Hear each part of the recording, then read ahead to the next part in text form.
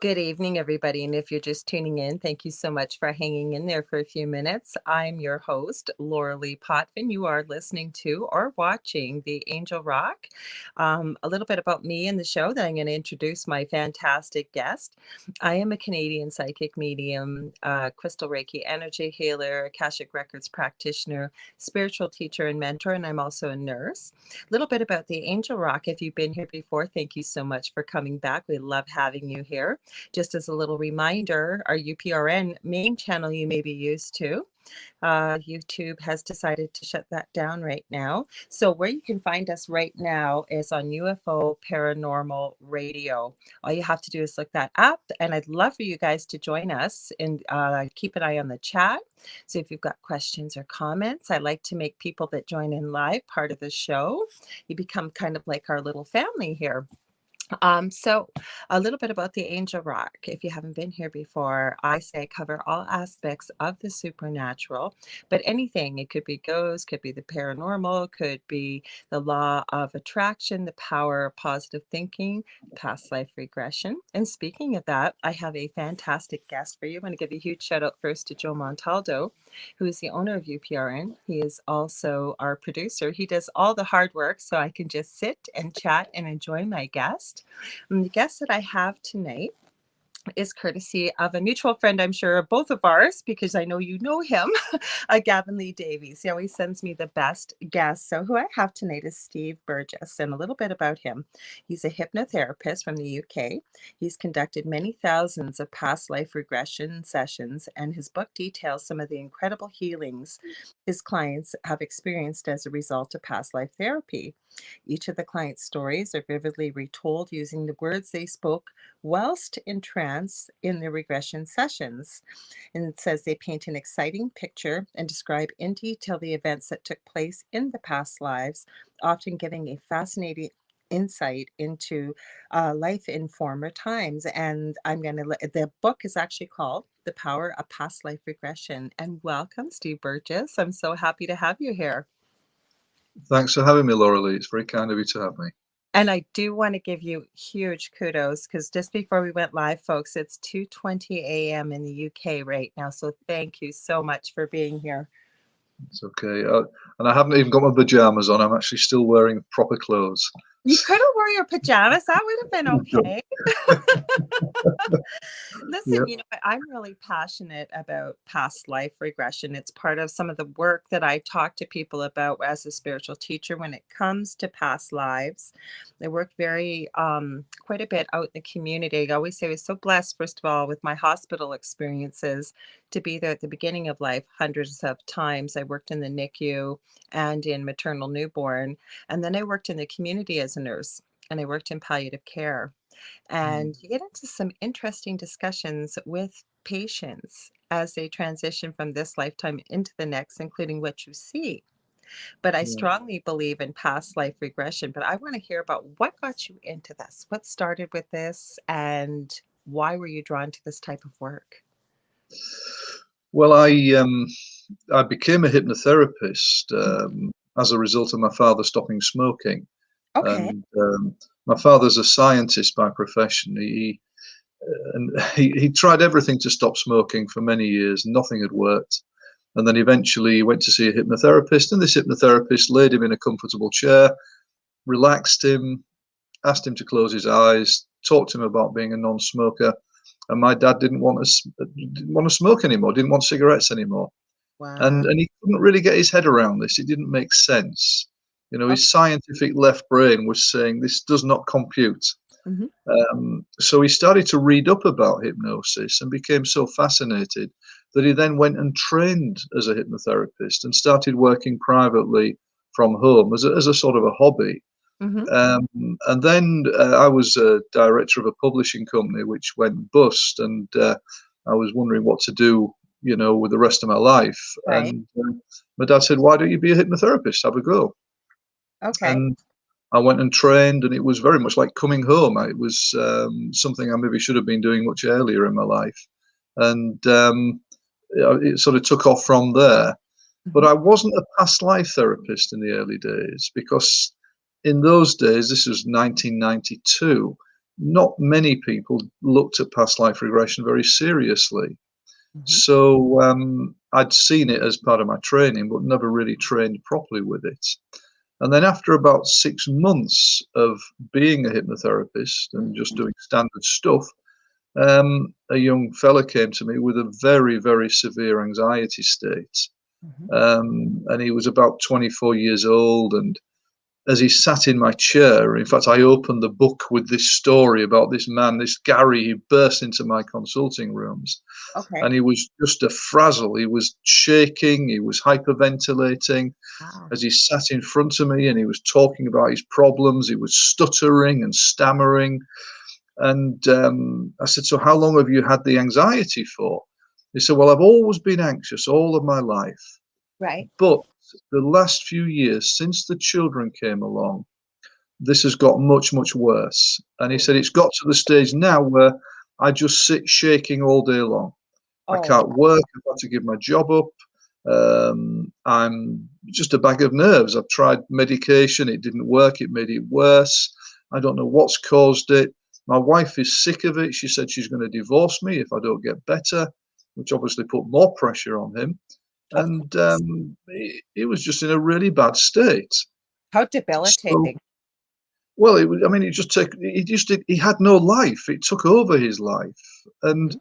all day long, every day. And as he was sharing this with me, he was stuttering and shaking and stammering, and his Mhm. body was moving around. And so I thought, okay, well, we'll see where we go with this. And I guided him very gently into hypnosis, into a gentle trance. Right. And he started to relax. Mhm. And so I took him a bit deeper and took him deeper into trance. And his whole body just totally relaxed in my chair. Wow. And I then thought, okay, this is a fairly normal session. I'll just do some suggestions. We use what we call post-hypnotic suggestions Right. to feed his subconscious with some new ideas about letting go of the anxiety. Mhm. And then, quite out of the blue, all of a sudden he started to shake. I mean, he'd been laying there totally calm, his breathing was slow and deep, and then suddenly he started to shake. Mhm. And as his body was shaking, he started to talk. And he's saying, it was like he was living something in his head. And he Okay. started to say, he was half whispering, half shouting. And he was saying to somebody, "No, no, in here, quickly. They're coming. Hide the children. Hide the children. Hide them. Quickly, in here. No. Quiet, quiet, quiet." Then all of a sudden he started to scream and yell, and his body started to shake, and he's saying, "No, no, no, no, no, no, not the children. No, not the children. No, please. No, no, no. Ah!" Bam. And he was completely prone in the chair. And his reaction was probably 100 times bigger than that, Lorilei. It was just screaming and yelling. And he flopped I'm down getting in the chair. visions as you're telling me this. I'm gonna see where this story goes. I'm getting goosebumps as I'm saying that, so we'll see what happens. Okay. Okay. Mhm. He flopped down in the chair, completely calm and totally quiet. And I was sitting there, my heart was beating. I thought, what's going on here? I said, "How do you feel?" He said, "Oh, I feel wonderful. I feel absolutely wonderful." He said, "I just feel completely calm." So I thought, I don't. But he was good. Yeah, that came out of nowhere, right? And then, like you said, a Totally out hundred of nowhere. times worse than what you've It done was here. Yeah. massive. And so I said, "What was happening?" He said, "It was as though I was in another body, in another time." He said, I was a man, and my wife and my children, we were hiding from soldiers. And we were terrified because if they found us, and he said, "We tried to hide, but then the soldiers found us." I think there were Nazis, he said. "I think there were I Nazis in the saw Second that. World I War." saw, oh, I'm getting You the did see biggest that? goosebumps. That's what I was Okay, seeing. Nazis, and right. they're trying to hide the kids, and they Yeah, came bursting through the door, right? And they killed them they all, or killed, probably killed the they children killed them all, first. shot them all. Yeah. Mhm. Yeah. So And I he haven't was, read your book yet. no, you haven't, not yet. Yeah, yet. So he was laid in the chair. In the past life, he was dead. So I said, "So how do you feel, though?" He said, "I feel wonderful." He said, "I've never felt this calm in my life. Wow. He said, "I just can't believe I just feel so relaxed." And, Lorilei, his problem was cleared, it was fixed in 10 minutes. A lifelong problem which had got worse and worse. And of course, he said it had got worse as the children had got, when the children came along, because his subconscious mind was connecting to the past life where he had the children and they died horribly. Um, and his problem was completely cleared. And it was a shock to me. I thought, well, why don't I know something about this? You know, Right. this is very important. I should know this. And so I'd managed to get some information from American associations, regression associations in the States, and then started to work with past lives more and more. Mhm. And over the years now, after 29 years, I've created a very structured form of regression therapy where, using the client's subconscious and the answers it gives me, we can find out not just are the past life causes to problems, but how many past lives. And we can Mhm. find out lots of other information as well. So, having done now thousands of past life regressions over the years, for me, it is such an incredibly powerful healing for so many issues, for virtually any issue that we have as human beings. Mhm. And I've detailed all this in the book. These are my clients' stories Mhm. of what happened in their past lives and how they got better from the Mhm. problems that they brought in the first place. Now, I understand about why this works. I've actually studied, not that they're related, but near death experiences for about 40 years. I've really done a lot Mhm. of, started to really get into a lot of study about past life regression. You are now another resource. So I'm so glad we've connected because I've tried to explain this to people and you meet them all the time. They've got this pain or they've got us, this fear or phobia or anxiety. It can be anything in life and they've tried everything and nothing will resolve it. Or their back is against a wall and they have no other choice. And it's like, what do you have to lose? And again, there's a Canadian fellow that I've had on your last year actually, and he's been doing it for about 25 years. And, he believes exactly what you said. And I believe this totally Mm. because it works. Now, what I'd love to hear, and I understand why it works, and I know you do, but for our listeners, maybe they've never heard this term before. They've wanted to know more about it when it comes to regression. So Mm. again, we're looking at past lives. People may think, well, I thought that was just like one of those woo-woo topics that, for hippie guru types. So why does Yeah. this work and what is it, Steve, for our listeners and our viewers? Okay.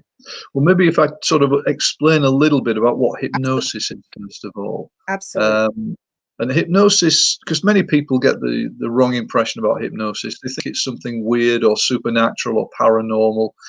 They've seen things on, they've maybe seen stage hypnotists who are humiliating people, or they've seen stuff on Hollywood movies. And it's just nothing like that. I mean, hypnosis is a completely natural state. It's something we all go into every day, at least 24 times a day, without realizing.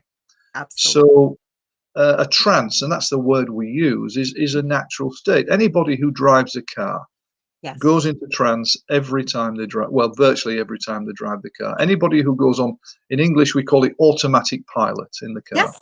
Yeah. That's Mhm. hypnosis, that's trance. Mhm.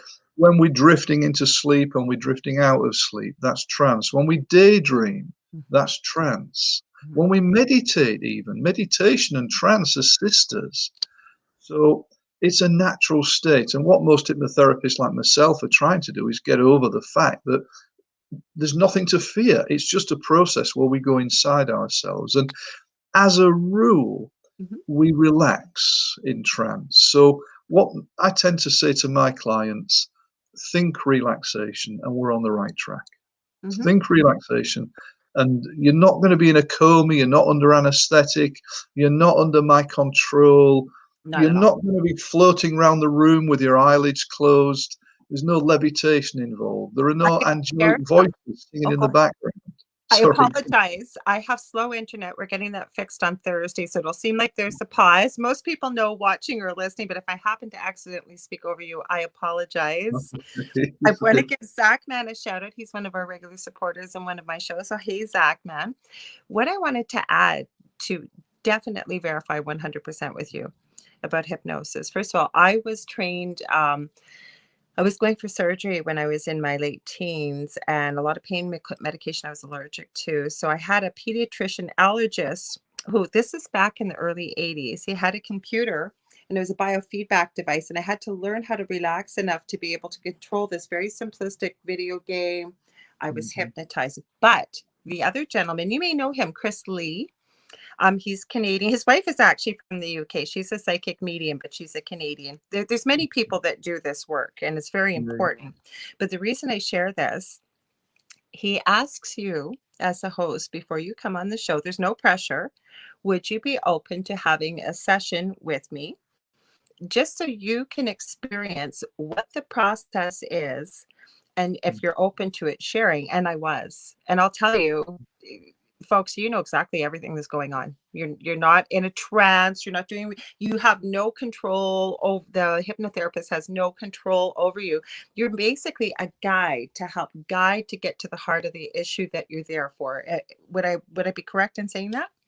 very much so. Thanks for that, Lorilei. That's brilliant. Absolutely the case.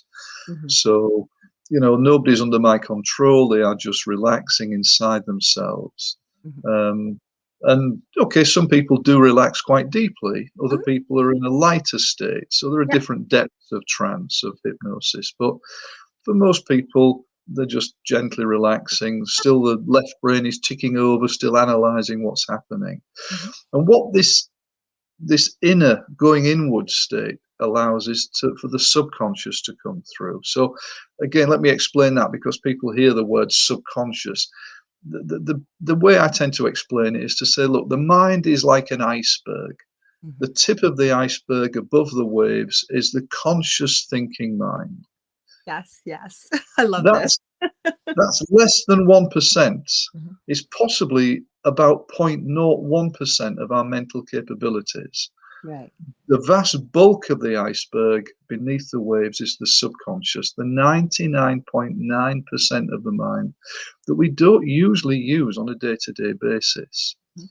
So this is one reason why hypnotherapy is such a powerful healing tool, because we're using the engine room of the mind. Yes. But the I love subconscious, these analogies because I've tried to explain this, and in the spirituality world, they'll call the brain, which people thinks controls everything, the monkey mind. And I don't like that term. So if I ever use your analogy, I will always give you credit. But I love that because people can see that with the iceberg. They've seen that picture where you think you've seen everything, right? It'll say, and there's a tip of an iceberg, and then you see under the water. And I love this, Steve. That's beautiful the way you describe it. well, and the subconscious is the seat of our emotions, the seat of our creativity, the seat of our imagination. Mhm, It contains all of our memories. mhm, So, and I'll be quite honest now, Lorilei, after 29 years of doing this job, mhm. I actually believe that we all have a higher self, and that I believe the subconscious either is our higher self Mhm. or is intimately connected to the higher I self. believe that. I call them synonymous, and I even truly believe because I and maybe we'll even get there because I want to talk about your book, what's within, but there I'd love to know if you even get into future regression sometimes because so how do we know that if the subconscious does not know all, including that we've had thousands of past lives, all of Mm, us, and how do we know that? Right? How do we know all that stuff? I believe the subconscious knows everything. That's why okay, I make it synonymous with the higher self for my teaching purposes. good. Yeah, yeah, yeah. Well, it has an awesome wisdom, Mhm. and for me, as the therapist who wants to help my clients to get better, Right. then I work with the subconscious, not against it. I work with the Mhm. subconscious, and regression is about letting the client go back into the past Mhm. to wherever we need to go to release, in most cases, the trauma or traumas that have caused the problem in the first place. Well, Mhm. not necessarily the first place, that are connected to causing the problem. So, just as a very simple example, Mhm. I had a client who came to me with a dog phobia. She had a phobia of dogs. Right. And she was terrified of dogs, Lorilei. I mean, this wasn't somebody who was a bit scared. Mhm. She was terrified. She could hardly leave her house in case she saw a dog. If she went out into the city, she had to have people around her just in Oh. case she saw a dog anywhere. Mhm. This is a big phobia. And I asked her in our first session, what's caused this? She said, I haven't got a clue. I've had it all of my life. Okay. So I guided her into trance, and her subconscious indicated, because I use a technique where the subconscious uses the client's finger to signal to me. Okay. And it indicated that when she was a child, something had happened. So I guided her back, regressed her back while she's in trance, while she's resting in a relaxed state in the chair. And she went back into a memory that she had no conscious memory of. She'd forgotten this, she'd repressed it. But she relived a memory when she was about 2 years old in this present lifetime, when Mummy took her as a little toddler to the Mhm. park. And Mummy put her in a buggy. I don't know whether you call them buggies in the US, but Carriage, a stroller. I know what you mean by a buggy, yeah, though. okay. In the olden days, we call them tansads in England, but it's a pushchair, whatever, buggy. And she straps her in. She strapped the little girl in and takes her to the park. Now, at this stage in the session, my client is really very calm, and she said, "Oh, we've come to the park now." She's got her eyes closed. She's sharing with me what she's reliving.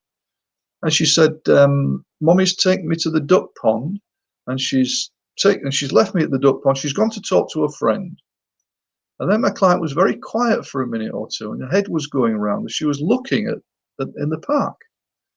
And then suddenly she started to do this in the chair. Mhm. And I said, "What's happening?" And she said, "There's a dog. There's a big dog, and it started to sniff me. And I don't like it. Go away." And she Mhm. whacked out at this imaginary dog. And the Mhm. next thing, she started to scream and scream and scream, "It's bitten me, it's bitten me." And the dog had bitten her on the face. Aw. Now, of course, she was trapped. She couldn't get out of the stroller. Mhm. So, which made it worse. Now, of course, Mummy runs across and shoos the dog away.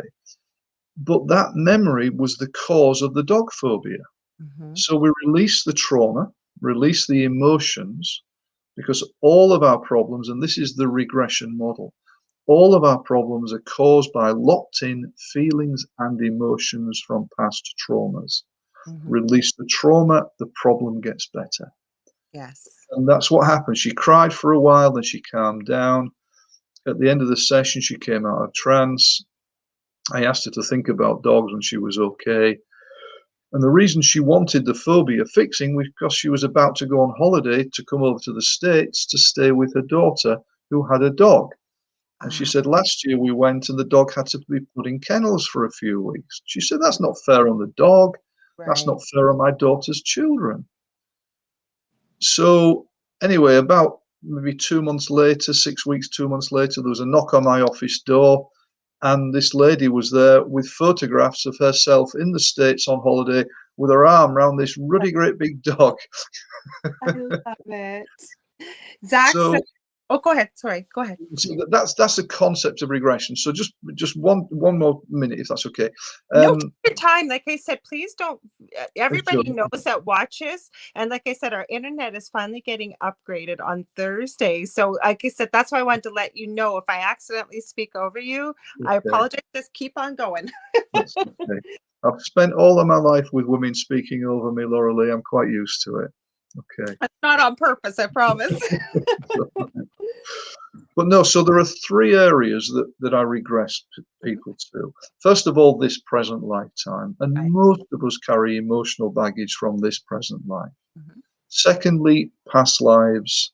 And Mhm. thirdly, into our ancestors' lives, because we Ooh, can also inherit trauma from our ancestors in yeah. our bloodline, from our parents and grandparents and great grandparents, etc., etc.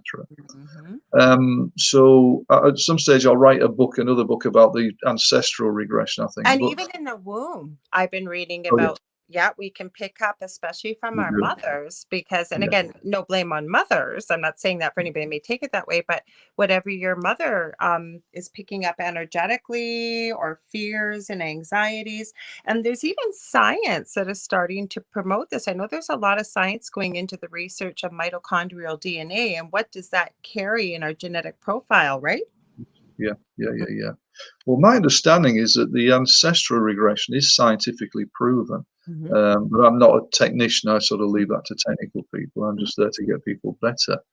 But Abs yeah, we often do rebirthing. We take people back to relive the birth in this life, to relive and re-experience birth trauma, to release birth trauma, and also guiding people back into the womb to re-experience being in the womb. I had a client, a gentleman who came with a very bad anxiety state, Mhm. and it was one of the causes was when he was in the womb, and he experienced this when he was in trance. His father tried to abort him by punching his mother in the stomach. And Oh, while he was experiencing this in the session, it was very dramatic, and he was rolling around and crying, and he was oh trying to my get away. oh So he'd carried that trauma all of his life. Mhm. So yeah, you know, the body remembers these things. I mean, Absolutely. you talked a little bit earlier about pain. You know, so many physical problems and mystery pains are caused by blows in past lives, deaths in past lives, Mhm. especially. Mhm. So a lot of past life therapy is about releasing death trauma. Yes, a lot, like, including from what I understand, I think, if I remember correctly, some of the top fears are fear of success, fear of drowning, that suffocation feeling around the neck is one, and even, like, a claustrophobia, and a lot of those, have you found in your personal experience, have come from past lives, from the trauma? My estimation, I mean, I've done over 15,000 therapy sessions now, You so can I've speak done a from lot of an work. expert experience Exactly. level, I'm definitely. not sort of making this up. This is stuff that happens time after time. I estimate that at least 60% of phobias come from past lives. At Mhm. least 60%. Um, you know, talking about things around the neck, I had a lady called me. Her 16-year-old son was due to have some. It was trying to have dental surgery. She said he's got this major dental surgery that he has to undergo. He's terrified of needles. And she said, we've just had him yesterday at the dentist. And as the dentist came across with the syringe to inject him, my son, she said, was screaming and fighting. He actually punched the dentist and kicked Oh, the nurse. And the dentist threw him out. And he said, I'm not going to treat him. I can't treat him when he's like this. mhm, Can you help him? mhm, So this lad came to me, 16 years old. And this is the thing as well. People often say, well, all the people who come to you, Burgess, must believe in past lives. mhm, No, they don't. This is a 16-year-old lad. He doesn't know about these sort of things. mhm. And as he sat in the chair in front of me, um, and I said, so tell me about the needle phobia. He said, well, I'm not sure if it is a needle phobia. He said, I have a terror of people touching my throat and my neck. And he Ah, said, I don't even like to touch my neck. He said, also, I hate it. The idea of people touching my wrists. He said, I just flip out. So, of mhm, course, what was happening as the dentist is coming with the syringe, it was as if he was trying to touch his neck. He mhm. said, I don't even like it when people touch their own necks. So I Ooh, said, so if I touch my neck, you'd be a bit. He said, don't do that, please. Don't do that. I said, so if I were to try and touch my neck, he said, please don't do that. It really gets to me. So I mhm, said, well, if I tried to touch your neck, he said, I would fight you. I would actually fight you. We'd have a fight. Okay, so this is a big phobia. mhm, I guided him into trance, mhm. into a gentle hypnotic state, and his subconscious indicated that the cause of this phobia was two past lives. Wow. And both of these were death experiences. In the first past life, he was a young woman, and bear in mind, we often change sex from Yeah. life to life. Mhm. He was a young woman who was she had to be executed in front of a group, and she had her throat slit. Oh. And then the second past life, he was executed by being beheaded, but he was laying looking upwards at the axe as it came down. Oh my gosh. Oh. So we release both of those deaths. And I often say to my clients, this is not fun therapy. You know, it can sometimes people can cry and sometimes they shake. Occasionally we get, as with my first client, Gary, we get big dramatic explosions in them. I mean, it doesn't happen very often. Mhm, But he cried, he released the fear, he was very, very scared. Mhm. He died in both of the lives. We cleared the lives. We cleared all the energy, all the trauma Mhm. out of them. And I Yeah. brought him out of trance. I said, "How do you feel?" He said, "I feel really good, so calm." So I said, "How do you feel if I do that to my neck?" And he said, "Yeah, that's okay, fine." Mm. Okay, I said, "How would you feel if I asked if I could touch your neck?" He said, "Well, I think it's okay." Mhm. So I stood maybe 10 feet away from him and slowly moved towards him with my hand. And I said, "Just stop me at any time. If you start to feel a buzz, frazzled inside, just stop me." And I came all the way up to him and put my hand on his neck, completely relaxed, completely relaxed. I love that. Now, what I It was want to cleared. ask for And our, his, oh, go ahead. I was going to say, his mother emailed me about 3 weeks later to say he's had the dental surgery. It was a complete Uh, success. Thank you so much. like, this is life changing. But what I want to ask you, because I know there will be people thinking this, that as I understand it, for myself too, because I'm a chronic pain sufferer and I'd gone with the other session, I'd lost all the feeling in both hands completely. No reason, just out of the blue. And I witnessed the death. I guess it was way back, like I don't know if it was caveman or what, but I was rolling. I'd been pushed off the edge of a ledge and I was rolling down the rocks. So it explains why I've got a lot. I didn't release all the pain, but it did fix my hands. That was the one reason.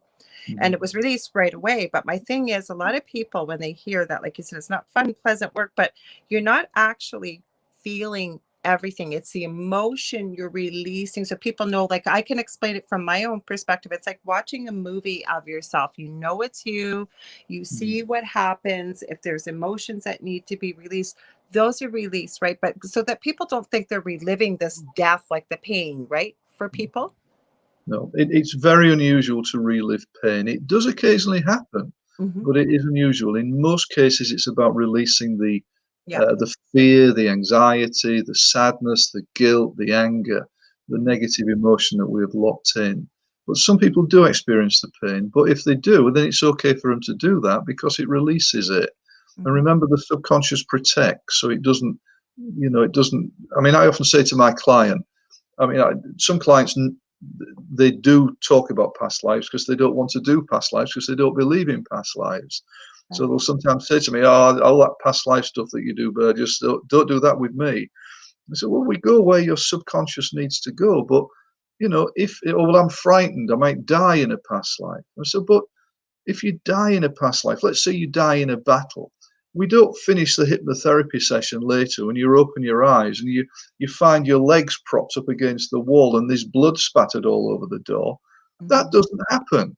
It's Hmm. just an energy from the past that is being relived and released. And once it's gone, then you get better. Hmm. So sometimes there can be some pain that comes through, but Hmm. that's unusual. Hmm. Um, and it may be for you, Lorilei, that you got the hands back, but it could be that there were other past lives I causing this believe that. problem. I believe that totally. So, I Absolutely.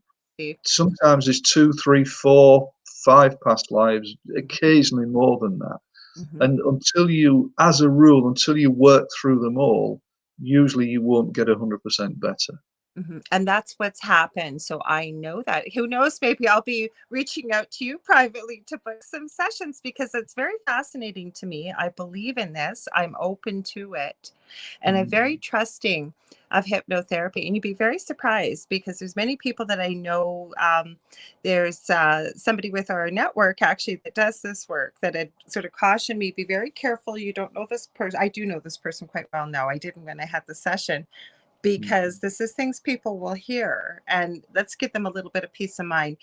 Your goal is to help people, not to slip in things, because that's what I kept hearing. Somebody might slip in, your hypnotherapist that you're working with, slip in something and program something in there that mm, doesn't serve you. And I never ever considered that. I still wouldn't. And I can tell from what you're talking about and this incredible book that you've written is to let people know you're here to help. And if it's going to be one session or maybe a few sessions, and it's been that debilitating, some of these stories, to be mm. relieved like that, what do you have to lose? That's what I keep saying to people. What do you have to lose? Nothing, right? And the beautiful thing about this is that hypnotherapy is a radical therapy. Regression therapy is generally fast. Mhm. So, it's not like, I mean, in the States, many people have psychoanalysis, which Mhm. can go for years and often with no real benefit. Right. Well, the good thing about this therapy is if it doesn't work, it doesn't work quickly. Mhm. And that means that you don't have to have years and years of therapy to find it isn't going to work. Mhm. We will know within a few sessions. Mhm. And of course, nothing works for everybody. Mhm. There's no such thing as a 100% cure. Mhm. But, there's always that sort of safety net that you don't have to waste lots of money and time if it isn't going to work. And I'm always very honest. I always say I have an honesty clause, a no bullshit clause. I just want to get people better. That's what I do. That's Mhm. what I'm here on earth to do. And so it's my job, man. Mhm. No, and I love that you say that because I always kind of cringe when I hear people say it works 100% or this works. Nothing is infallible. Not people are different, everybody's different.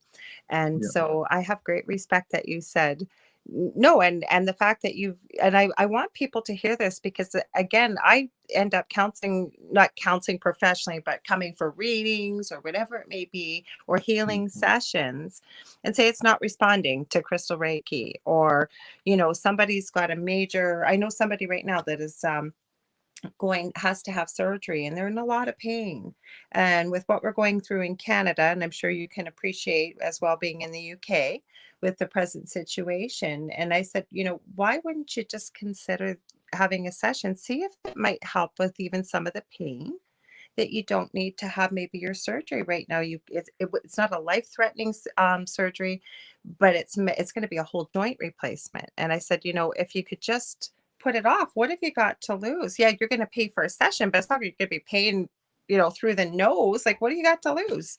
Right? yeah, That's what I yeah, say. yeah. Hmm. And I mean, one of the stories, certainly in the book, which I like to share with people because it is Absolutely. dramatic, Hmm. is a client who came to me with a severe back pain. Hmm. And she was a lady who was a magistrate in the UK, so Okay. she's not into all this sort of Me spiritual too. woo-woo stuff. It's not her. But the back pain was getting worse. She was in her early 30s. She couldn't train anymore to the gym. She was putting weight on. She was depressed because of the pain. She was depressed, so she was overeating, putting more weight on. She'd Hmm. even had surgery. They'd taken her into the hospital, put her under anesthetic, opened the back up. They couldn't find anything wrong with her. They stitched her back up again and sent her home with painkillers. So she came to me pretty skeptical, but she came because a friend of hers had come to me a little while earlier who was an alcoholic, a functioning alcoholic, 16 years as an alcoholic. And she could work every day, but as soon as she got home, she started to drink every night. And by 9 o'clock, she was absolutely smashed. Hmm. And and this was one of the, we call them one hit wonders. A client who in one session got fixed. Wow. So I took her into trance, and she released some stuff from some past lives. She never drank again. It Wow. was extraordinary. That took my breath away. Hmm. I was expecting some extensive therapy, but she went into past lives completely cleared. So she told her friend, the magistrate with the back pain, and she came to me. Hmm. I guided her into trance and um, took her into a nicely relaxed state. And her subconscious indicated that there were 4 past lives causing the back pain. Hmm. The first past life was the big one, and it had all the energy in it. And she basically went back into a past life as a young Nazi officer in the Second World War, a male officer. And this young Nazi officer was part of a Nazi team that was going around Europe stealing art treasures and shipping them back to Berlin. Hmm. And a bit of a cushy number, really. But then things went wrong, and this young man got taken to the Eastern Front and was shipped out to fight against the Russians, because think that, you know, there was a big campaign to try and get to Moscow. And what then, and this boy was then terrified. He was only about 18, 19, 20 years old, and they were in the snow, there was fights everywhere, there was skirmishes, there was Russian snipers, Right. and he was absolutely terrified. And then my client then said, okay, well, she calmed down a little bit in the chair, and she said, well, I think it's about April 1942, and we're about 40 miles from Moscow, Mhm. near a little town called Smolensk or something. Mhm. And bear in mind, she'd never researched the Second World War or what happened in the So Eastern there's no Front. way she'd know this. And I looked at those facts. I looked at a map later, and 40 miles from Moscow was this little town. Um, and she said, we're bogged down in the snow. We can't get any further. There's no supplies coming through. They can't get the benzene to us. They can't get the gas to us. The trucks are stuck in the snow. And, you know, we're just stuck here. And the snow's coming down. And in the chair, she was then starting to shake quite a bit because it was just such a scary time. Then what happened is that young man then made the biggest mistake of his life, because one of his soldiers told him that in a church in a village behind the Nazi lines, so a village that the Nazis had captured, in the church was an icon, like a Russian Mhm. Yeah. religious painting that Mhm. might be worth stealing. And of course he thought, okay, well, I'll have a look. So he made a big mistake. He thought, well, it's only a mile away behind the lines. He jumped on a motorbike without an armed escort and went on his own. Now, what then happened was a massive shock to me, and I sort of half demonstrated it. I said, so my client's laid in the chair, and I said, so what happens now? She said, well, I've arrived at the village church. Mhm. It's completely deserted. The streets are deserted. There's nobody about. She Mhm. said, I'm getting off the motorbike and I'm looking for the entrance. And then suddenly she went, ow! And she screamed and she threw herself up in the air, about a meter in the air, and landed with a big crash in the chair. And she started Wow. to cough and moan and gasp. And I said, what's happened? She said, I've been shot. I've been shot. I've been shot.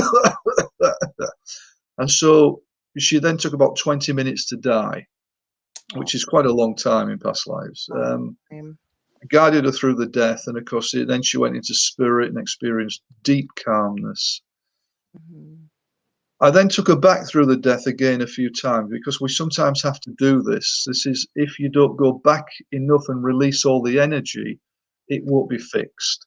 So we had to go back through the death, I think, 4 times. And each time it wasn't pleasant when she got shot, but each time the reaction was less and less. Yes. So is that how The, you gauge it, Steve, is yeah. by back? Okay, go ahead. Sorry. Go ahead. No, it's fine. It's a great question.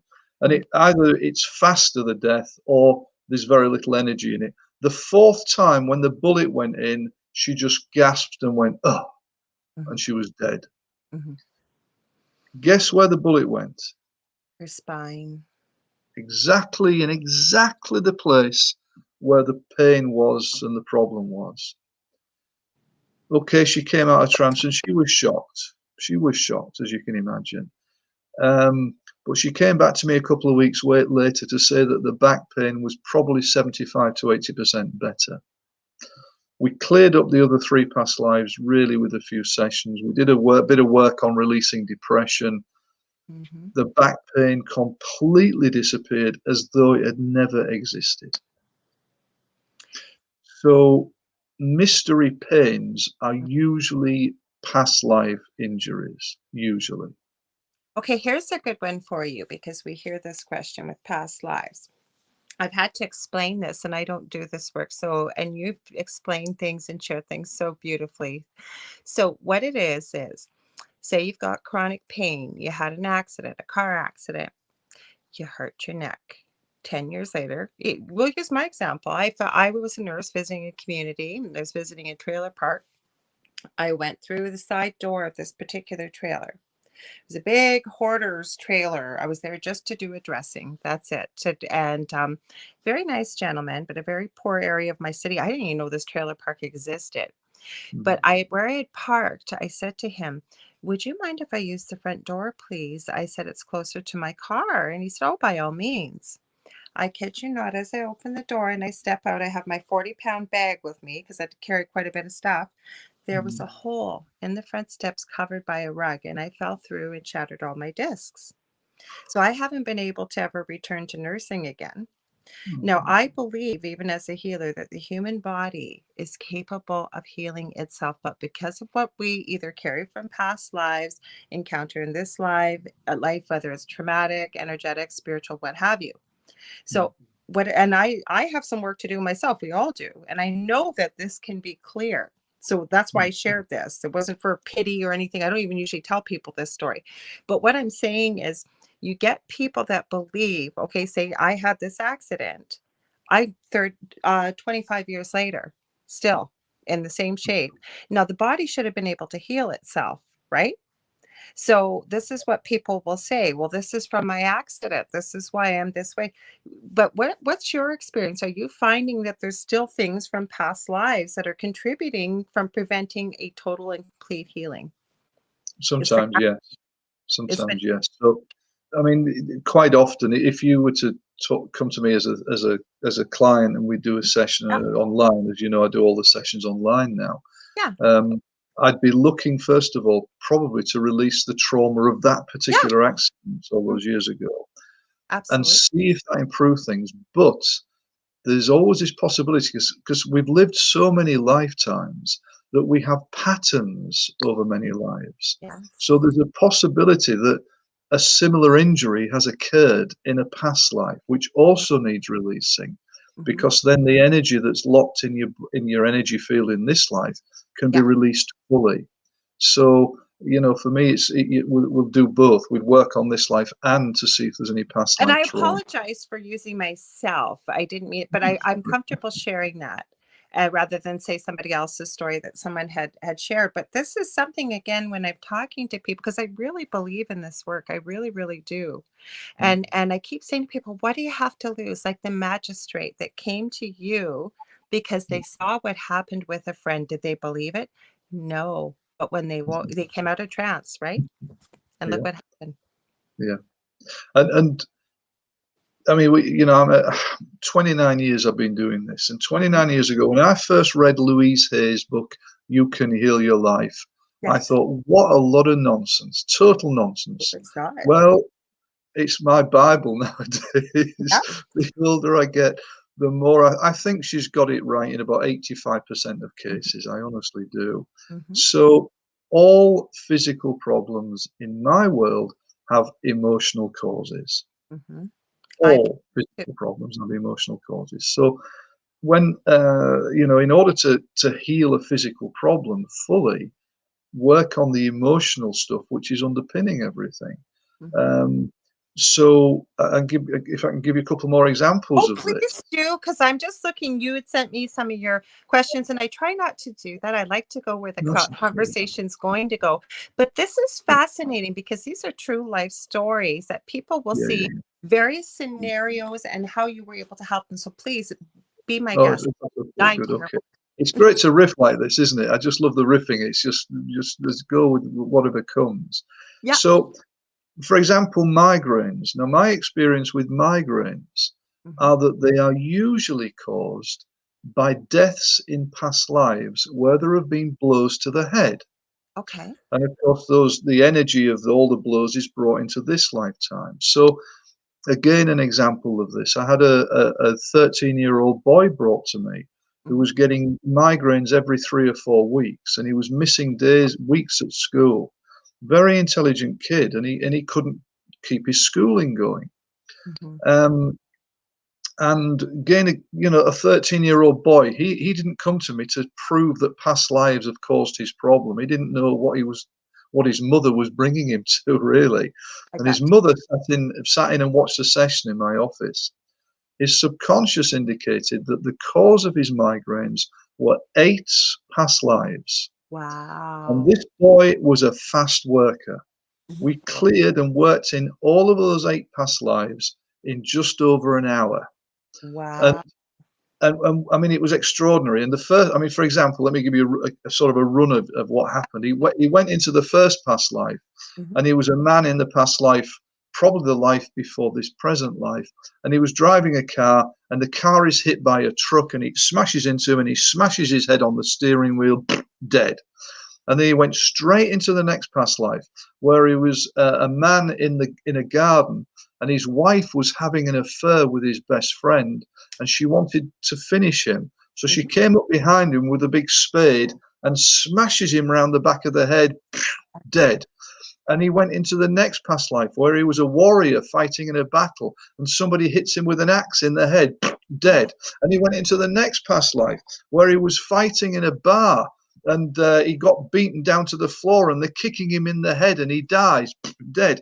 And he went into the next past life where he's an old man climbing up an old wooden staircase, and the staircase gives way, and he falls and lands on his head, dead. And he went into the next past oh life gosh. where he was a young boy at school, about 6 or 7 years old, and he kicked the school bully, and the school bully then got hold of him and started whacking his head against the wall, Oh my and he was concussed, and his mother picks him up, takes him to the hospital, but he dies on the way to the hospital.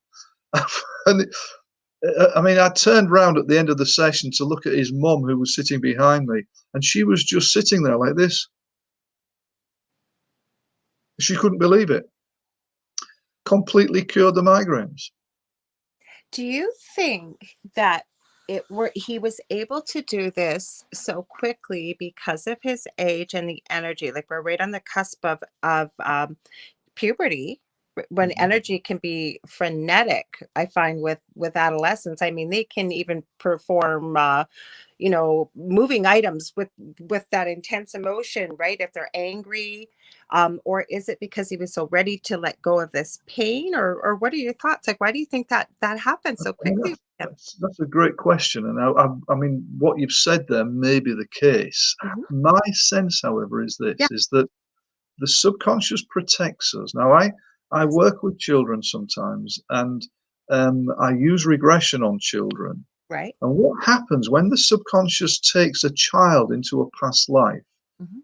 It isn't a trauma past life. The Okay. past lives have got a sort of a fantasy element to them. So Really? it means that the subconscious is safeguarding the child. That, How if in a beautiful. real past life the child got killed in a past life Mhm. horribly, Mhm. well, an 8-year-old kid is a 9-year-old child is not going to be able to Or prepare. experience that and integrate it into the life now.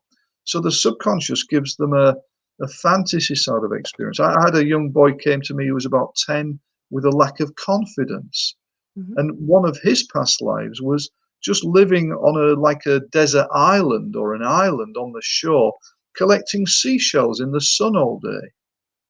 Mhm. Well, there's no trauma there, but he got better. His confidence was boosted massively, and he felt so much better for doing that. So I think that this boy who was about 13 was a Mhm. bit in the middle of being a child Mhm. and an adolescent, Mhm. and his subconscious allowed him to experience the reality of the past lives, Mhm. but without all the real horror and trauma that maybe an adult would be able to I got you. experience. Got you. So Okay. it's sort of a middle way thing, really. I Um, Oh, I that was would just be my ask you to revisit back with children. Um, I guess what I want to ask when you're talking about the fantasy and say there is something, because I love that you work with children, because children experience many of the things that we do as adults, and we tend to think, well, they're only a child, that it's no problem or whatever, but they experience exactly what we do. So, do you have any cases that you could share when you're talking about this fantasy? Like you talked about the island and the seashells, but say it is from a traumatic death or something. And I love that. So beautiful that our subconscious protects that young child. It yeah, needs to, otherwise you create yeah, another problem, right? So, yeah, do you have that's right. Yeah, to yeah. share? I mean, another boy again with a lack of confidence and an anxiety state, and he had a past life. He was a boy in the States who, and I'm just trying to think, his past life was on a sort of an island, and there was a sort of a tsunami came, and it washed everybody, lots of people away, including his family. But again, it was done in a very gentle way. So Mhm. again, he was allowed to experience a sort of a semi-trauma, you could say, but it didn't sort of re-traumatize him. It just took the energy out of the anxiety that was inside him. I So You know what's interesting? And I don't know if this is, I don't believe in coincidence, but I'm going to say a coincidence. Both of these children you've mentioned are almost the same age. They both had a lack of confidence and one with anxiety, and these scenarios involved an island. Now, how do no, yeah, we feel when we have a lack of confidence, right? We're all alone. Nobody's experiencing what we are. It's almost like you're standing alone on an island. If you look at it, right? I wonder if that was part of it with the subconscious. that's clever because the subconscious does like to work in metaphors sometimes. Mhm. And there's a whole school of metaphor therapy that sometimes us therapists do. Mhm. But yeah, sometimes they come through in the form of metaphors. Mhm. So, anyway, but physical pain. So another example of physical pain. Um, I'm one of the few therapists in the world who was taking part in hypnosurgery, where Okay. I took a client into trance and we did major surgery in a hospital without any anaesthetic. Oh, I gotta hear more. I gotta hear more. So this isn't in this book; it's in my next book. But Okay. this was a lady who came to me, and she'd been given 6 months to live by her specialist. She had a liver disease, which is very rare. It's called focal nodular hyperplasia, Okay. which, about 12 people in the UK have this at any one time. And hers at that time was the most aggressive case in the UK. Nobody really survives this because what happens is tumors grow on the liver. They're not cancerous tumors, but they grow to be the size of grapefruits and melons. Mhm. And of course, they then compress the tumor, they compress the internal organs. And my client, she came to me, she was in her mid-30s, and she could hardly walk up to my office. She was brought by two people who held her up, and she looked like a stick insect. She was drugged up to the eyeballs on morphine to try and get away from the pain. She felt sick most of the time. She couldn't eat. If she could eat, then she brought it back up again. She Oh, was just in constant pain. She spent most of the time just laying on her bed at home. She had a young daughter who was, I think, 3 or 4 years old, and aw. the daughter had no life. And basically, a specialist didn't know what to do. It's a rare disease, and they did what they thought they could do, but nothing would work. And they basically said, "I'm sorry, you've got to start thinking in terms of go away and write your will now. We estimate you've got 6 months left." So she sat in front of me and she said, "You're my last hope." And I mean, that's pretty pressurized for a Yeah. therapist. Mhm. And I took her into trance, and in our first session, she relaxed beautifully.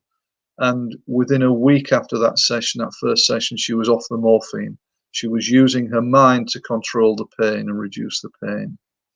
We Wow. then did a lot more therapy to work on the emotional causes of the tumors. And the liver, of course, is the seat of anger.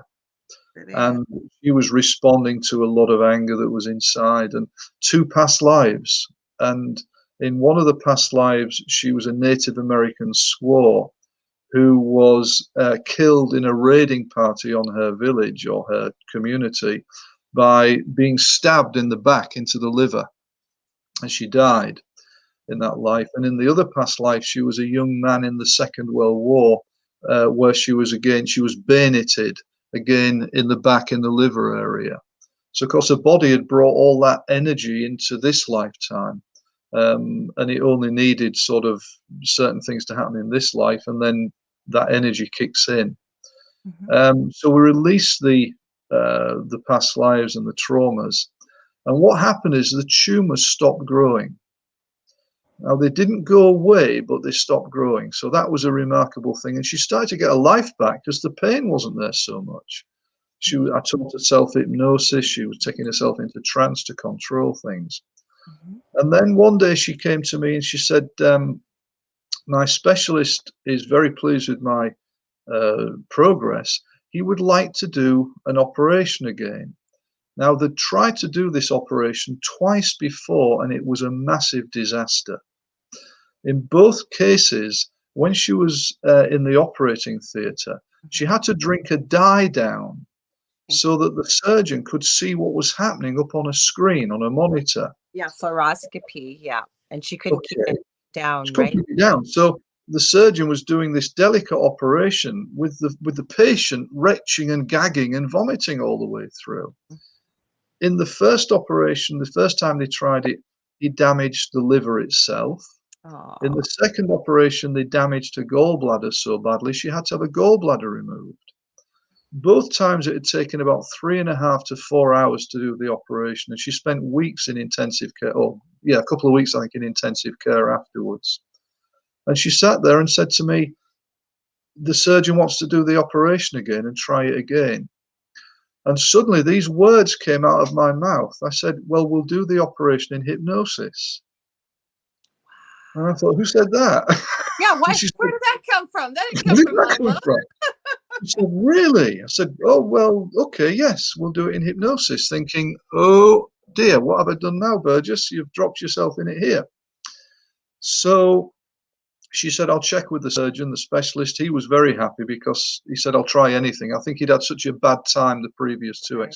previous two operations. What a brave surgeon too, especially after the first two experiences, so Very much so, kudos yeah. to But I you. think he was desperate. He was desperate. Mhm. So we then started to do preparation. We did lots of rehearsals in trance so that I could get her to anesthetize her body so that Yes. she wouldn't feel anything, and also to get her to disassociate out of her body. Yeah. Mhm. When the operation came, I mean, I turned up at the hospital, major hospital in a big city here in the UK, and they got me all the gown and everything and the caps and took me into the operating theatre. And there is my client laying on the table, and all the lights are Yes. down and everything's beeping, and all the surgical team are around in caps and gowns. The anaesthetist was standing like this, looking daggers at me because she Because was you took his redundant for job. the day. Yes. Job. And the surgeon then said, right, you've got 5 minutes. So, okay. No So I pressure. exactly. I guided her into trance, Mhm. took her inside, and then got her to anesthetize her body so she wouldn't feel anything. Mhm. And then I disassociated her out of her body so that her awareness was up above. But then I thought, well, hang on. I wouldn't want to be watching an Mm-mm. operation, somebody operating on me. So I got her to imagine then floating up through every floor of the hospital. There were 13 stories, out through the roof of the hospital. Mhm. And I took her on a guided journey around the universe. I love it. So she was just exploring space. Mhm. Mhm. Um, I turned to the surgeon and said, okay, go with it. Yeah. And then what he did, he took the scalpel, and as he cut into her groin, a Mhm. spout of blood spurted in the air. And I suddenly remembered that I am very queasy about blood. I don't like blood and stuff like that.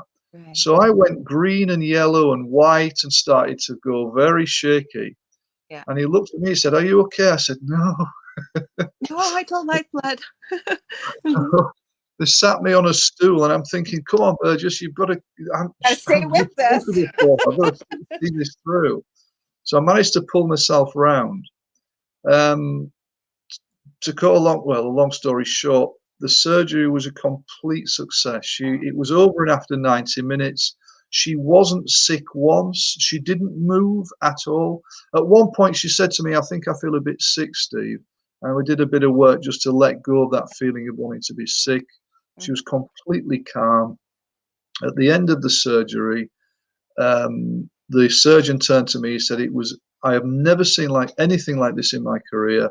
It was like operating on a dead body. Mhm. Mhm. He said, give me your card. I want to talk to you about this. Mhm.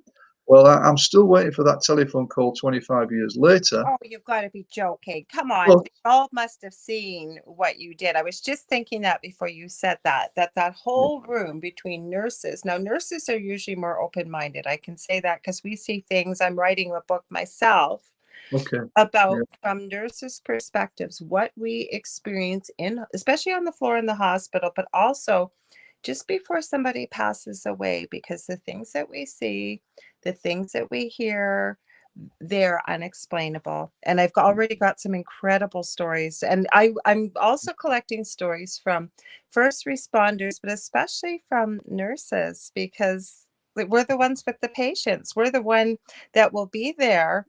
yeah, Usually, say yeah, somebody is terminal when they do yeah. pass from this lifetime, as I call transitioning back home. And we call the doctor and what have you. So yeah, there's some beautiful stories in there. So I could see why you would say, or the Mm, doctor would say, it was like operating on a dead body because, mm, with no disrespect, this is our meat suit. This isn't who we are, right? yeah. It was just a set of clothes that we put on each time we come in. That's right. And you know, one of the wonderful things as well, Lorilei, about past life therapy Mhm. is that very often a client who undergoes it loses a fear of dying. Yes. Oh, really? It's I have not a heard natural that. side effect. It's just a natural byproduct. I don't charge people anymore for that. We're fixing a phobia, we're fixing a depression, we're fixing a anxiety state, whatever sexual problem, an Mhm. addiction problem. If they go through deaths in past lives, they Mhm. usually lose the fear of dying, and it's a wonderful thing Oh, to let go of that fear because then it frees you up. You become more free as a human being. I want to ask you because we're seeing a lot of this right now with what's going on and people trying to cope. What are you seeing from past lives people are carrying forward that causes addiction? In general, there's a lot of reasons. I know there's a lot of reasons, but just Mm. maybe in general that you see more often. Well, I mean, the therapy take we have is that any addictive substance is a means of anesthetizing inner emotional I pain. agree. I agree 100%. So, you know, there are lots of myths about addictions and drug addictions and things. Oh, the person's weak or they're stupid. No, they're not. I know I've met many clients over the years who are very intelligent people Mhm. who have got an addiction problem because they've got a bucket full of emotional baggage that needs to be released and healed. So that's a sort of a general sort of But way of that's looking how at this it. therapy can help you in this lifetime, right? There's many practical uses for this. Can you share others that can help people in this lifetime right now, even with things maybe in this lifetime that, like the woman, like you said, with the fear of the dogs at the beginning of the show, that Yeah, came yeah, yeah. from childhood. We all have. I say we all have. The originator of inner child therapy, he Mhm. stated that only 4% of people are truly functional, which means that 96% of us are screwed up in some way.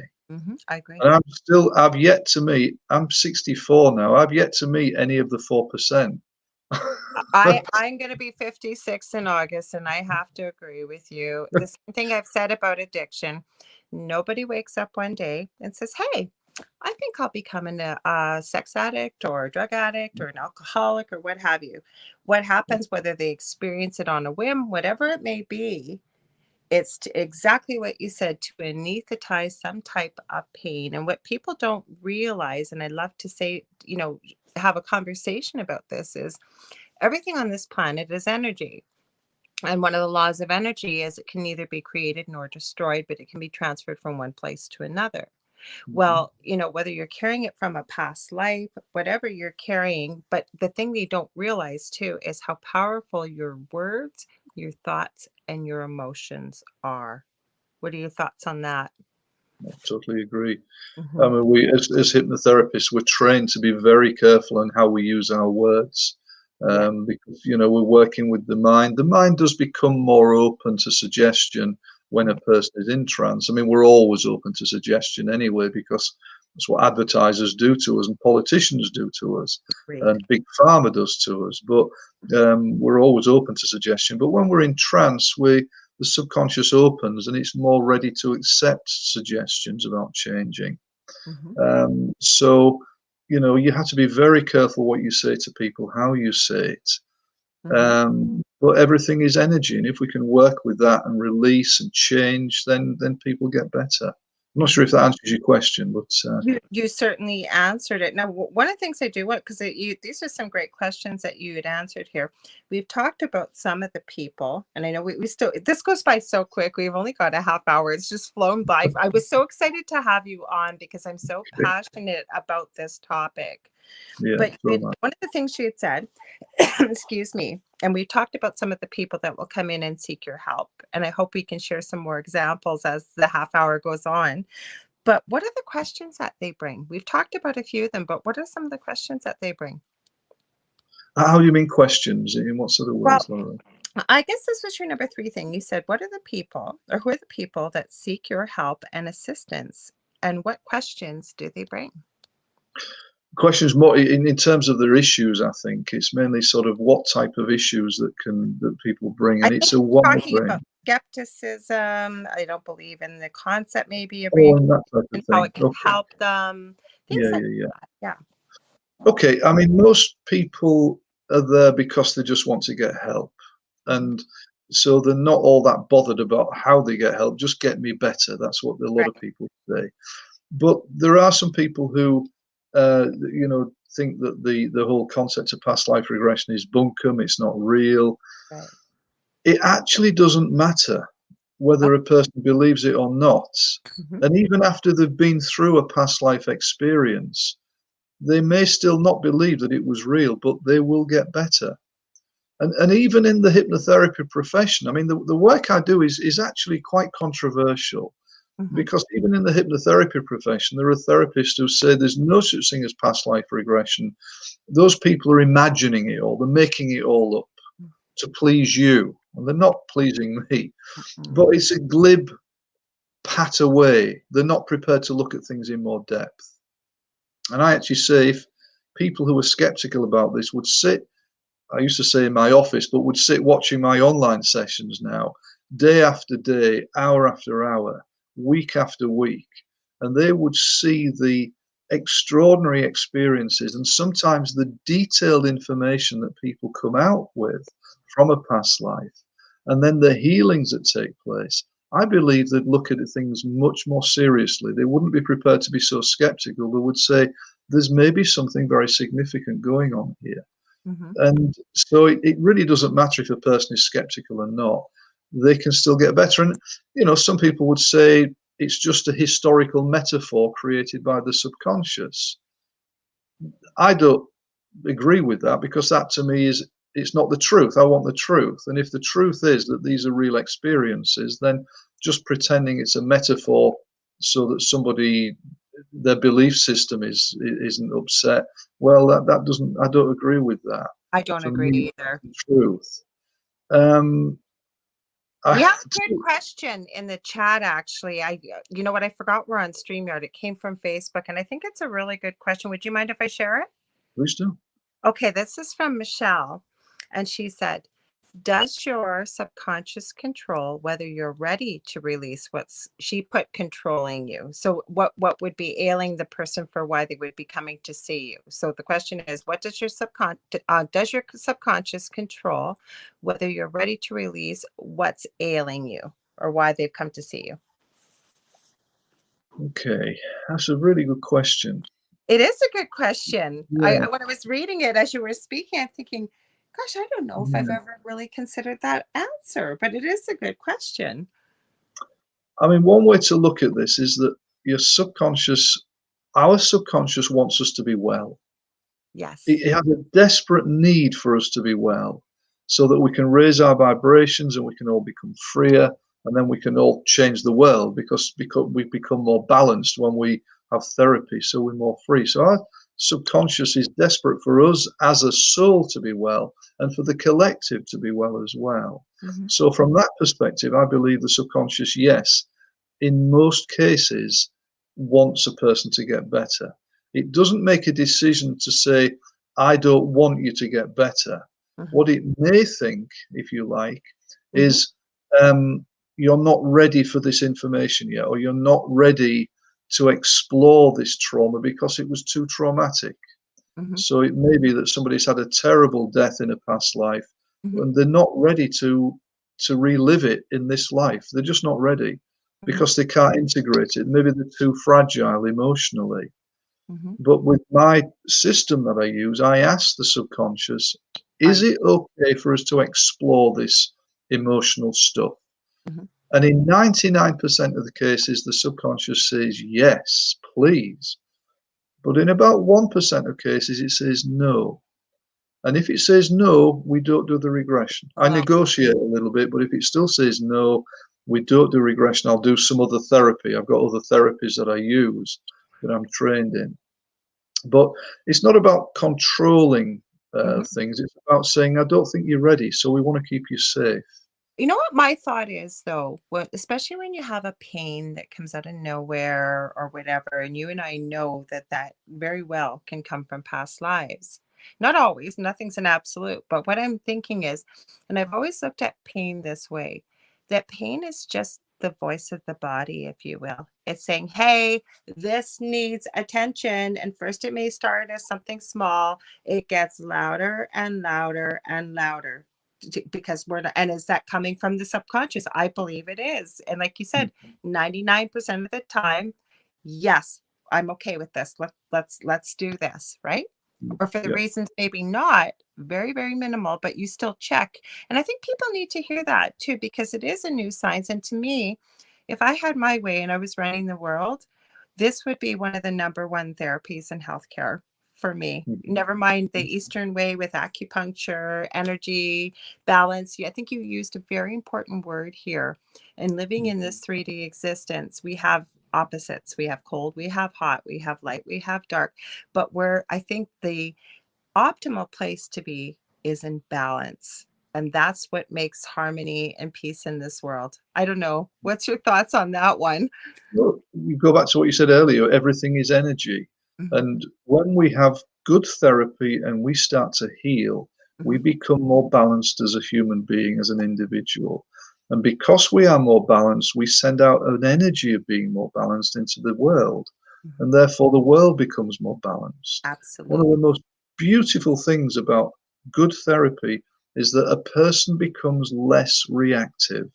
Mhm. So whereas before they were always reacting to things in some way, they Yes. become less reactive, they become calmer, and they're more able to be in the moment more easily, they're more able to meditate more easily. The mind starts to calm down, and they just send out a gentler energy, and Mhm, that energy just permeates the world. mhm. So, I mean, going back to what you said a few moments ago, Lorilei, this should be mainstream therapy. Absolutely. Mhm, When Freud was practicing and creating his ways of working and his mhm, theories, he played with hypnosis, he played with hypnotherapy. mhm. And the story goes that he wasn't very good at it. And so he Okay. dropped it and moved more into psychoanalysis as a process and created that as a healing process. If Freud had have stayed with hypnotherapy, Yeah. then this would be mainstream therapy. Okay, the past life stuff would still be a little bit left field, but generally hypnotherapy would be mainstream therapy. It is to some degree anyway. I mean, we've got doctors and Mhm, dentists practicing hypnotherapy around the world, but it's still, by the public, it's still viewed as a little bit different and a bit strange. mhm. Um, but whereas if Freud had really got his act together, the silly repressed man, I know, this I would be agree. mainstream therapy.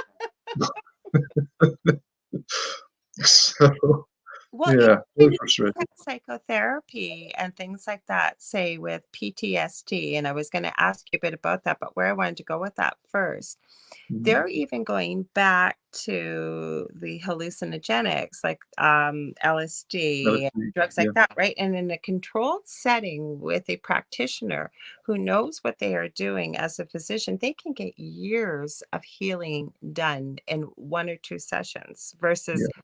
psychoanalysis.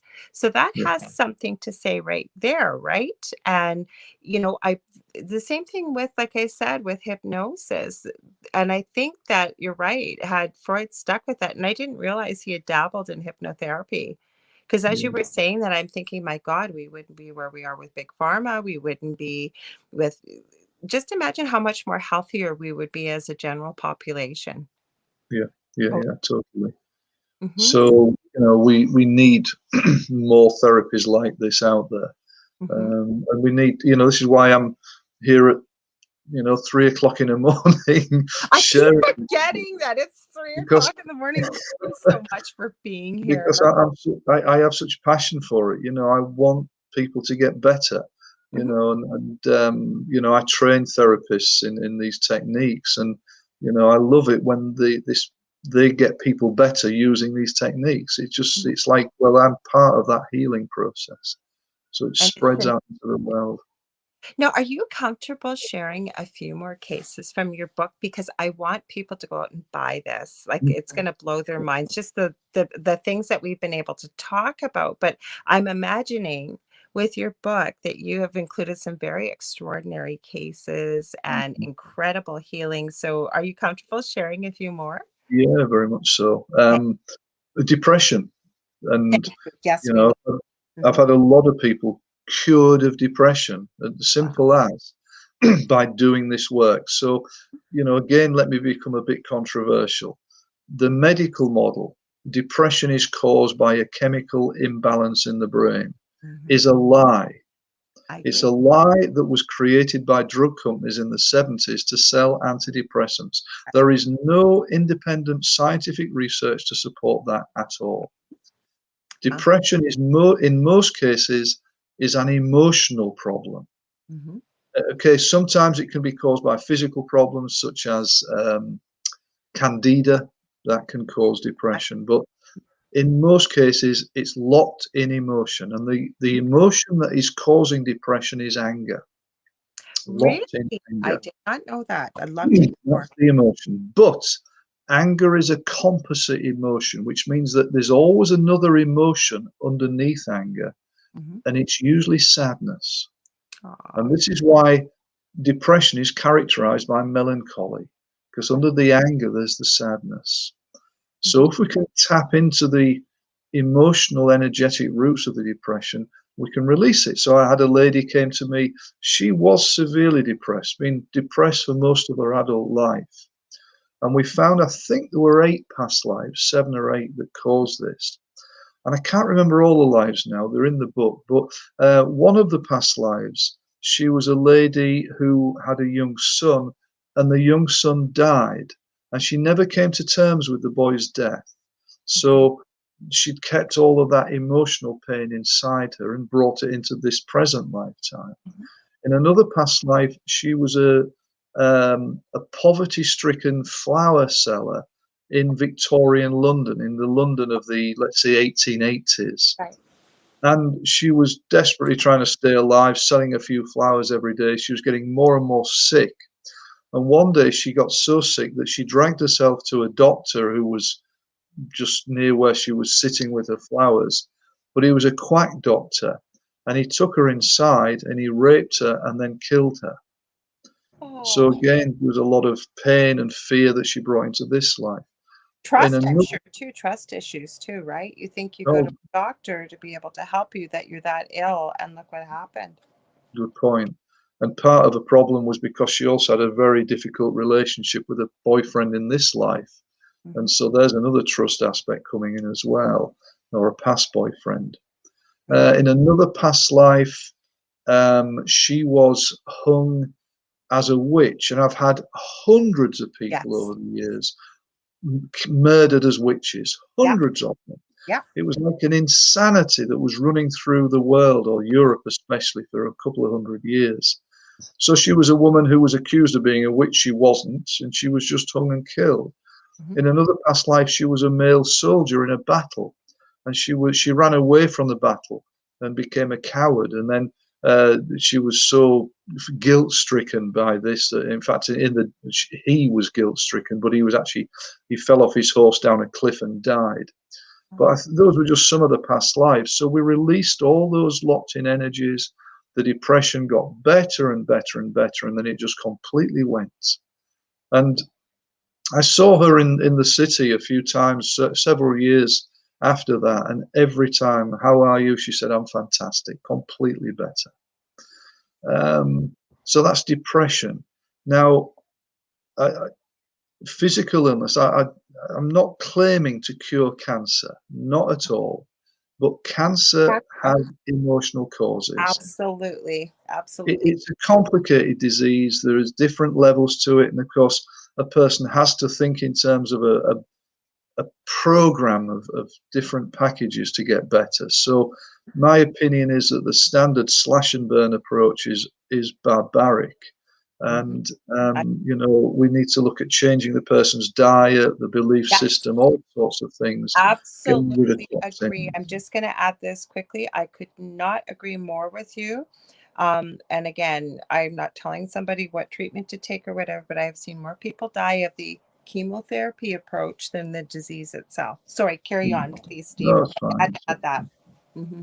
Um, and so I had a lady in Oslo a couple of years ago in Hmm. Norway, and she had lip cancer, Hmm. cancer of the lip.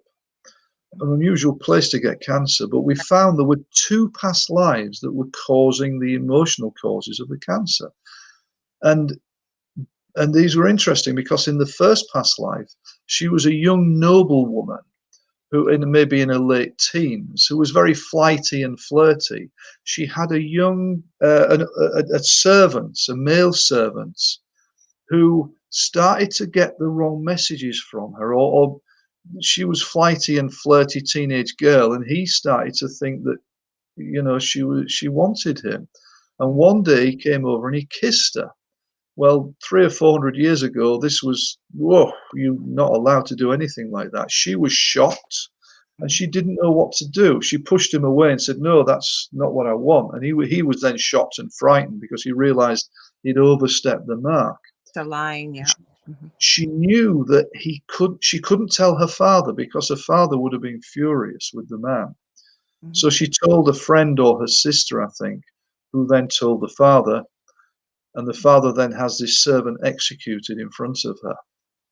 Oh, So the there's guilt. one example of speaking out. She spoke out Hmm. and something terrible happened. Remember, lip cancer, it's about speaking about, if there's a problem with the throat, it's often about speaking out.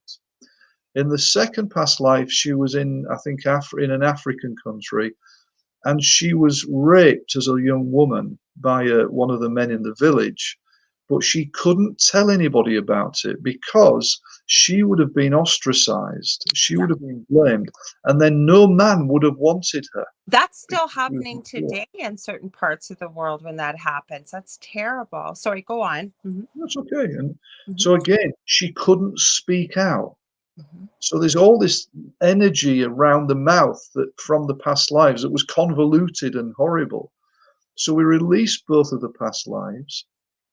She made some lifestyle changes. She also started to have kinesiology, and kinesiology is an amazing therapy. She emailed me about 5 months later, and she just said, Steve, I've been to the hospital, I've had all the tests, they cannot find a trace of cancer in my body. Oh, that's beautiful. That's So as I say, I'm not claiming to cure cancer. That's ridiculous. But what I'm saying is, in order to really heal these things, we work on the emotional causes. Can I I, a question I forgot before because we only got about 5 minutes. This has gone by too okay, quick. I hope you'll come back, Steve. I really do. Please. I know it's in the middle of the night, but I could talk about this for hours, and I know you're passionate too. So I hope you'll come back again. I'd love to. And we've But not we've not even talked about the alien abduction regression stuff that I've done before. you have to come We've back. not You have to come we've back, not please. even talked about spirit release work, which sometimes happens. So Well, I have yeah, one please. question for you that's probably going through people's minds. And I understand why, but people may not. Why people are probably thinking, why do we carry these things from past lives into this life? What Yeah. purpose does it serve? I think it's really to do with the concept of reincarnation, and I think the traditional sort of Hindu Buddhist concept of reincarnation is that we have to live many, many lifetimes to explore and experience all sorts of things, to grow as a soul. I agree. And eventually, over many lifetimes, we are able to sort of stop being reborn. Hmm. And we can then move off up to higher sort of spiritual places, you could say. Hmm. So that's my take on it. We But carry many, that though, that trauma, like, is it because of the way that maybe we've passed or what we've experienced that we've never released it in that lifetime? So it's still part of that part of the soul that we're carrying into this lifetime. Is that what you believe? yeah, yeah, it's like an energy that comes Oh, from life gotcha. to life. So we change from life to life. We're not the same person every lifetime, but there are elements of us that are. And I mean, my favorite sort of spiritual teacher, Rupert Spira, who's a non-duality teacher, he talks about whirlpools in a river. And he Mhm, says at some stages we're a whirlpool here, but then the whirlpool eases away and mhm. the elements of that whirlpool are moved downstream and Right. perhaps recreating another whirlpool. But that's a different whirlpool to this one. But some of the energy of this first whirlpool will be in the second one and the Okay. third one, etc. So it just appears that life after life, we bring this stuff in. It doesn't mean to say it all ripens in a particular life because we've lived many, many lifetimes. But certain past lives ripen in order for us to grow, in Gotcha. order for us to teach us things. Mhm. And there is a concept, of course, that before we come in, we sort of plan the life anyway Yeah, I and agree. decide more or less what's going to happen. Although I do understand that that is never set in stone. You know, things can change as we go through lifetimes, as we take more control I of ourselves and as we grow. I hope you will come back. I'll have better internet, so when there's a pause, I'll know there's a pause. Well, it hasn't been a problem, Rolly. Honestly, it really hasn't. Aw, you've been such a pleasure and delight. I want to share this comment with you from Zach Man. He said, "Awesome show tonight. Thank you, Steve, for joining us this evening." And then he said, "Have a good morning on your end of the pond." And he said, "Have a good night, everyone. And we'll see you all tomorrow night," because I co-host his show tomorrow night as well. Because will you please come back? Because you're right. I didn't even see that part yet about I forgot completely. I was so engrossed in what we were talking about, and I know people would love to hear about the alien abductions Yeah. and the whole. Past lives as animals, past lives where we've been animals as well. Oh, So yes, definitely. Because all my sorts of stuff son like that. I'd actually love to had hear that. very quickly, my eldest son, when he was a teenager, one of his friend's moms did a lot of different work, not a hypnotherapist, but I'm not sure what they did together, but they did a little bit of work. And at that time, I had heard from some of the mentors I was working with that we can't come back as animals, and I didn't ever believe that. And my son shared this fascinating experience where she guided him through this. She didn't hypnotize him, but he believes he was a wolf. And he told me the whole story about the wolf and what color and what the purpose was and everything involved with it. It was fascinating. Brilliant. Mhm. I had a client in Colorado today who was a mouse in a past life. A mouse. A mouse, a little mouse running I around. love Yeah. it. So where can So people find you, Steve? Because Helen Meldon just said, "Thanks, Steve. Great show as well." So where can they find you and your book? Like what? Because you guys, you got to go out and buy this. We barely scratched the surface what's yeah, with the cases that are in your book. yeah. Well, the book's called The Power of Past Yeah. Life Regression. It's also available as an audio book on Audible, etc. So I recorded it last year. So people prefer audiobooks. My website, the main website is lionheart-training.com. Love That's it. Lionheart, as in Richard the Lionheart, Love it. training.com. I Mhm. also have a WordPress, which is hypnoblogpod.wordpress.com. That's got most of my blogs and podcasts on. I'm going to Um, add that, Steve, because I got just from your Facebook page, the first website. So if you get a chance, can you type that to me in Messenger and I'll add it to the banner that I put out? Thank you. Yeah. Mhm. Facebook is Power of Past Life Regression, but what I love people to do is to go onto my YouTube channel, which has got free hypnotherapy recordings on there. 21 free hypnotherapy recordings. I'm just one hypnotherapy out in the world, so they're all free. That is called Hypno for All, HYPNO the number 4 ALL, Hypno for All. 21 professionally recorded hypnotherapy recordings for all sorts of things: irritable bowel syndrome, anxiety, childbirth, smoking, weight loss, whatever. Just let people get on there and have a listen. And please subscribe, because it's starting to have plenty of subscribers. Mm-hmm. I So want that's a bit of me. from the bottom. You know what? Like I said, I was talking to Michelle and Amelia before we went live because we have a paranormal host chat that we do on Mondays. Friday night, it's politics that we do. But I was mentioning, because their banner just happened to come up, and I said, "You just had Steve on your show," and they said, "Oh my God, we just loved him." And I said, "Well, I haven't met him yet, but I'm so excited, and I can't wait to have you back on again, Steve. Thank you from the bottom of my heart, especially since it's the middle of the night or early morning, depending how. I hope you can get some sleep." Time for bed now for me, and then I'll start work this afternoon with clients. So yeah, All right. it's Well, been a we real be in pleasure. Thank you touch. so much, Lorilei. Thank you. Yes, it's been a real Thank pleasure, and thank you. you. You Thank have you a so much. great sleep. Get some, and we'll be in touch, because I'm going to have you back, because we got to talk about all the stuff we didn't get to just yet. Okay, there's bucketfuls more. There really I is. can't wait. Thanks, Steve. Thank Take you. My care. pleasure. Lots of love to you. Lots of love. Lots of love to you too. And to Bye bye. everybody that's watching, or if you're listening on the replay, I send you all so much love and light. Like I said, I will be back tomorrow night from 9 p.m. Central Standard Time till 11 p.m. And we will be back with Tripping the Void with Seraphine Hurley. You can get a hold of me on facebook.com/The Angel Rock. And I want to say good morning, good afternoon, or good evening, wherever you may be. And again, sending you much love and light and gratitude for being here. We'll see you next week. Good night, everybody.